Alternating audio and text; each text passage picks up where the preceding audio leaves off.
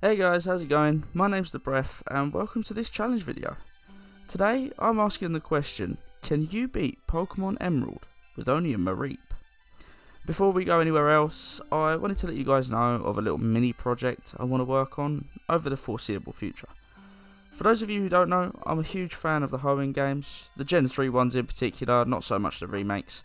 So I decided I want to attempt to beat those games using every single type of Pokemon. On that note, this will be the third edition of that challenge, having already attempted with Fire and Normal using Ponyta and Zigzagoon respectively. Right, that stuff said, let's talk about Mareep. This electric type sheep is pretty weak. The best stat this thing boasts is 65 in special attack, which is good for us because electric type moves are also special attacking, obviously. Unfortunately, everything else is poor. Talking strictly level up move pool, it too is lacking with a distinct lack of non-electric type moves. Luckily for us, Mareep can learn a somewhat useful set of moves by TM. I'll keep quiet about strategies for now, but I do have one in mind for the late game, meaning specifically the Elite Four and the post-game Steven fight. But that involves us getting there first.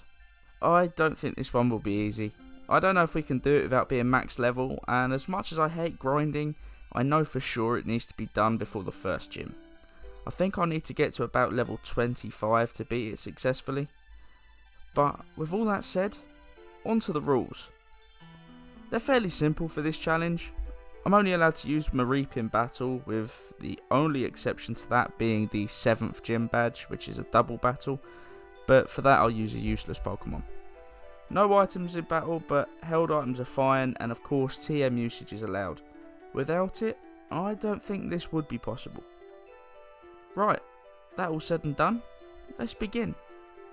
Third game begins and we choose the female character, naming ourselves something that rhymes with Steph. From here we get to choose our starter, namely a little sheep that we call Shank.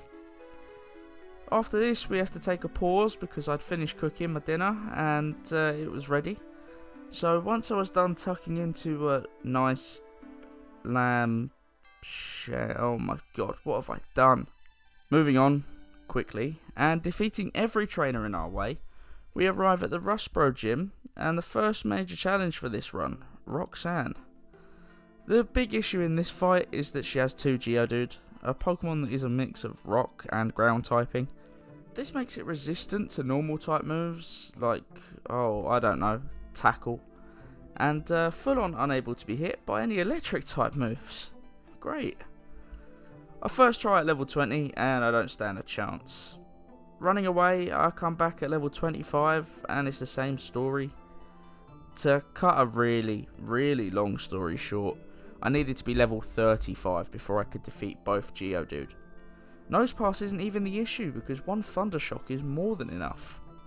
Do you know how long it takes to grind up to level 35 on level 6 to 8 Pokemon? Ages. Absolutely ages. Moving on from there, we save Mr. Briney's bird from some rough looking sod in a tunnel, sail over to Dewford and head straight in to take on Brawly. As you can imagine, given our level difference, this was not a difficult fight. We head on into the cave and deliver a letter to Steven before sailing off yet again, this time towards Slateport. It's in the museum that we encounter Archie for the first time, who tells us about this great little deal that's on at the moment in Tesco. It's called a £3 meal deal. We gently break it to him that this has been a thing for a long time, and he trudges off visibly upset.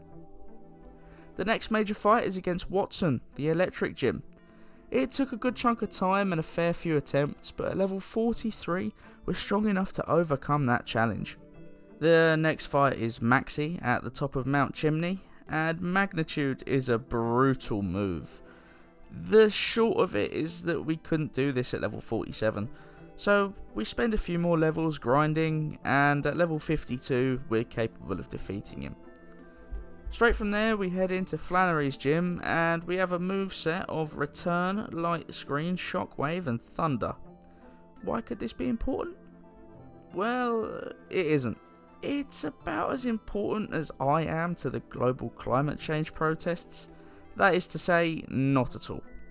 I just needed filler, and this is the better way than saying, and she posed no threat, again and again and again. Norman is up next, and to be fair, I'm somewhat worried about this fight. His signature move per se is Facade, a move that hits harder than usual if the user is under a status affliction like poison or paralysis. And our ability is Static, so if we get hit by a move from say Slacking and we paralyse, there's a big chance that we won't be able to survive the incoming Facade. Luckily for us, we managed to ruin our father's reputation, worse than I've ruined my liver as a result of being a student. Moving swiftly on from the twitching, sobbing wreck that is now our father, we head on over to tackle Mount Pyre, where we encounter Archie slogging away with a large red ball in his hand right as he walks past a small child. Hello, Operation U-Tree. I have a report to make. Did I completely forget Winona's gym? Partially. I remember I needed to do it, but I don't remember why I didn't do it when it was easier to do so. Someone in the comments remind me that recording gameplay at 2 AM is not a sensible thing to do. Anyway, the fight itself was about as easy as you can imagine, what with us being the electric type and all that.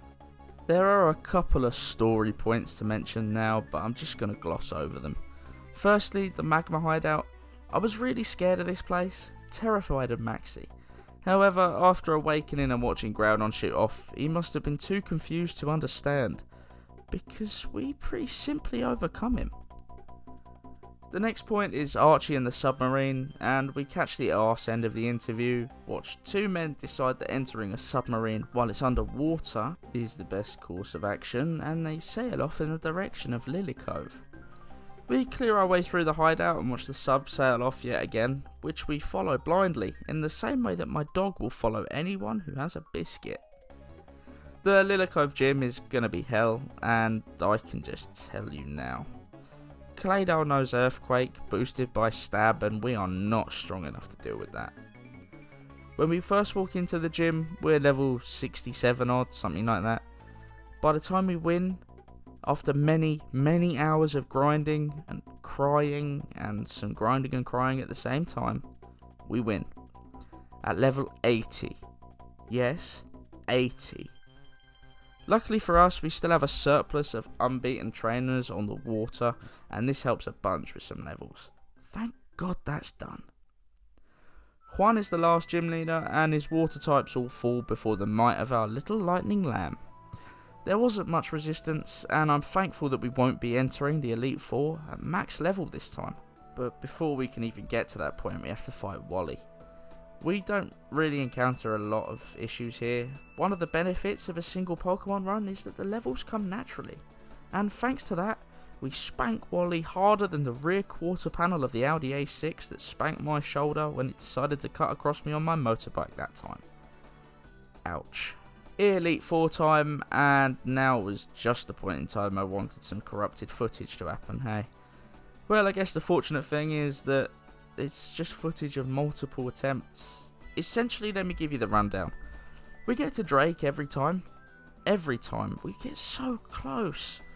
But we always seem to fall to Flygon's Earthquake. It can one-shot me from full health. So I end up maxing out my level with attempts. Something I thought I would need to do to surpass the post-game fight, but I wasn't foreseeing it happening this early. Unluckily for us, even this wasn't enough. So I decided to head over to the game corner and buy the TM for Double Team. I think the best thing we could do in this situation would be to buy that and just cheese our way through. Well, thanks to our level, holding the Silk Scarf and the power of return, everything on Sydney's team falls before us except for Crawdont, who takes a single Thunderbolt. Phoebe's Ghost-type gym could only be hurt by Thunderbolt, so needless to say that defeating her wasn't so difficult after all. Glacier's Ice-type team are mostly part Water-type, so her Celio and Walrein don't pose any sort of problem, meaning the fight itself is piss easy. Drake, and the issue is this. I need to have the best chance to avoid Earthquake, so I set up 6 double teams on Shelgon, as it often uses Protect to try and stall us out. Thanks to that, we're able to survive the fight, but only by the slimmest of margins. Champion Wallace is up last, and strangely enough, this took us a few more attempts than I think Drake did. We needed Tentacruel to fall in one Thunderbolt or for Toxic to miss us, and this was really where it went wrong.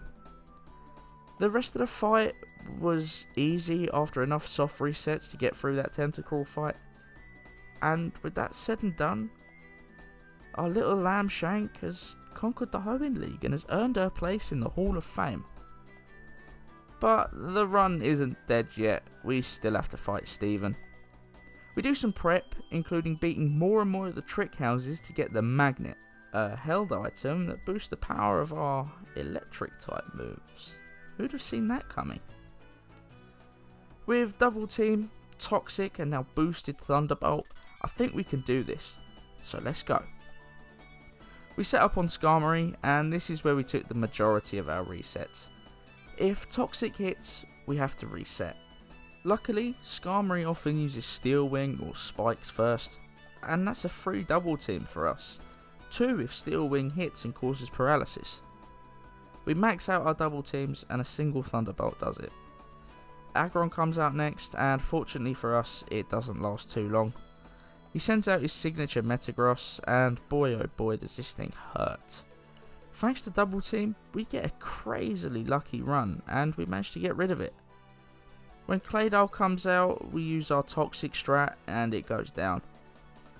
I'm going to save on time now, and just tell you that Cradilly and our Maldo also fall, and we've beaten the post-game fight. At the start of this video, I asked a simple question. Can you beat Pokémon Emerald with only a Mareep? The answer?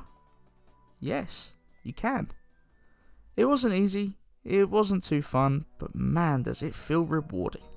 Anyway, I've got some really interesting news to announce to you all in the next one, and I can't wait to do it, because incidentally, it turns out that it falls on my Christmas special, so you can consider this, well, that, all to be my Christmas present to you all.